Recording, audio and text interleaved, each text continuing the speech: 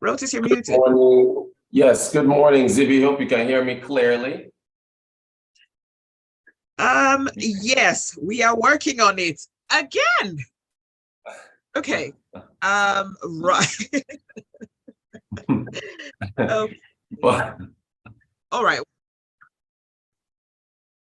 Let's just get straight into the conversation this morning.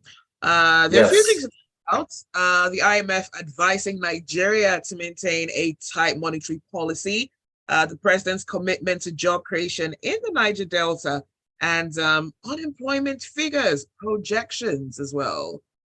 yes, indeed. So I'll start. Yeah, there's a lot to discuss with respect to. We'll see how much we can pack into today's episode. But you've got, of course, the ongoing spring meetings, World Bank, IMF, that's International Monetary Fund spring meetings, where they're talking about all the matters focused on the global economy. They're saying the global economy is off to a rocky start in 2023. President Buhari, there was then to Edo State, the Niger Delta, there was what is it called? A multi-skill vocational skill center set up for youth in Edo State. And then of course, KPMG projecting a 40% in unemployment rate for Nigeria. So that's what's on the menu for us. But I guess we can jump into the spring IMF. meeting. Yes. All right. So the spring meetings in Washington is currently ongoing. The IMF is projecting Nigeria's economy to grow by 3.2% this year. How is that compared to 2021 and even 2022? So we grew by, I think, about 3.4% in 2021. Remember, we're coming off the recession caused by COVID, so we're recovering. 2022, I think, was 3.01%, and now they're looking at about 3.2. So it's slowing from 2021, and it's, I guess, in line with the recent growth pattern that we've seen in the past couple of years. All right. So let's talk about the census. It's just a few weeks away. How important is this to Nigeria's GDP projections? Yeah, but the census is important because it's going to tell us, it's going to give us an idea of population growth, and you have to benchmark your economic growth to population growth so that you can, you know whether or not you're growing appropriately. I mean, we've been growing about 2.7, 2.83% or so per year.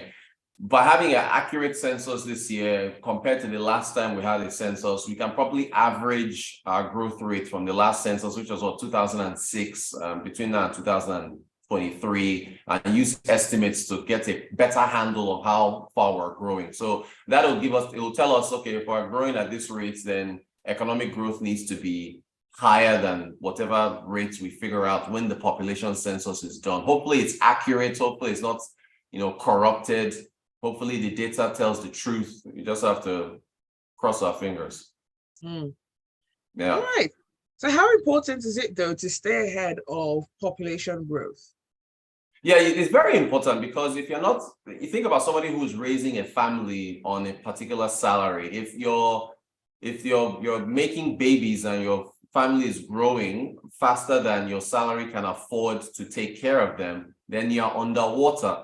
So Nigeria has to make sure that it's one of two things. Either you're introducing, birth control, family planning tools to keep your population in check, because or you are growing faster than population, so you can, you have enough infrastructure and infrastructure to cater to your population. So you've got to grow faster so you can basically just take care of everyone. All right. Now, the IMF is advising Nigeria to maintain its monetary policy tightening to check inflation. Do you think this is effective? I don't think it is, Zibby. Inflation continues to climb. I'll continue to reference the last monetary policy meeting where the central bank governor identified 3 things that were impacting food supply and causing food inflation to continue to remain high.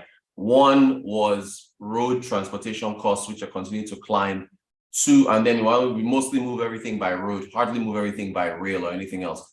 Two was security issues in food producing areas like Benue State. And then three, legacy infrastructure issues. Monetary policy is not going to fix any of that. Those are issues that have to be taken care of on the fiscal side. All right. Well, let us know what your thoughts are. The WhatsApp number is 0809 444 0981.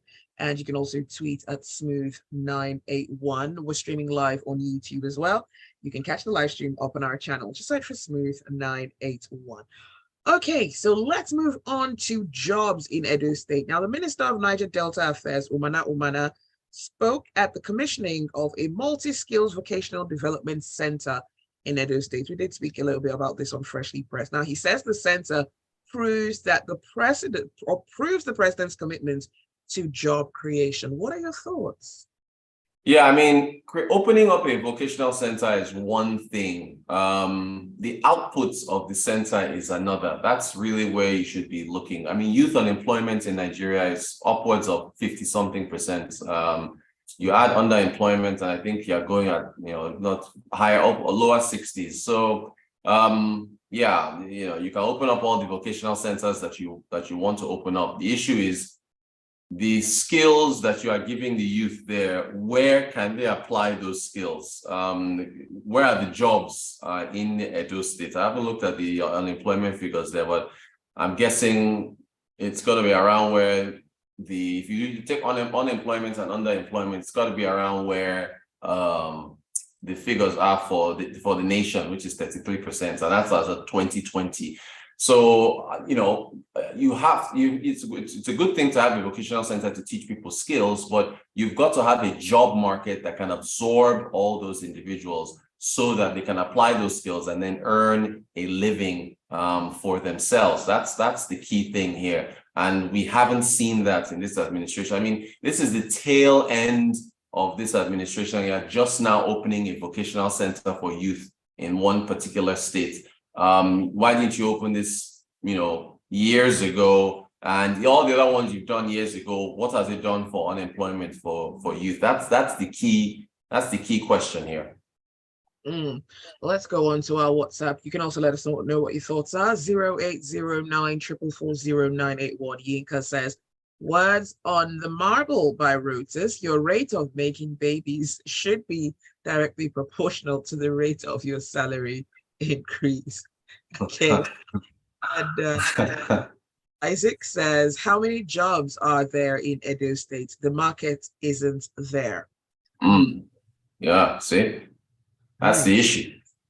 Well, still on unemployment, what do you think, or what do you make of KPMG's report that Nigeria's unemployment will cross 40%? How do we know it's not already at 40%? How do we know it could already be at 40%? The last time we checked, 2020, it was 33, and maybe it could be 38 by now. We have not gotten updated unemployment numbers for 3 years. And in fact, I think they even skipped, I think 2021, we didn't even get, what was it now? Sorry, even the 2020, we didn't get for Q2 or so. Anyway, look, it's all just lacking.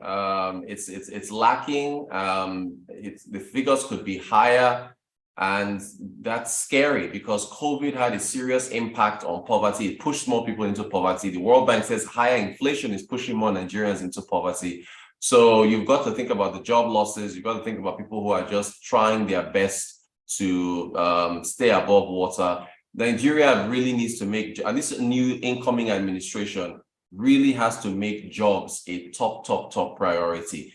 I mean, it's got to be right up there with insecurity and, power. If you want to look at top three, you've got to, because our youth, there's an exodus of youth from this country. You look at the issues that were plaguing the bank apps, the issues they were having during cash casting and are still having up until now.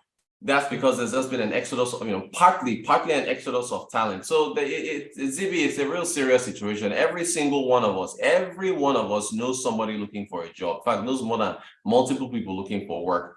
How many people are asking you to do an internship at Smooth FM?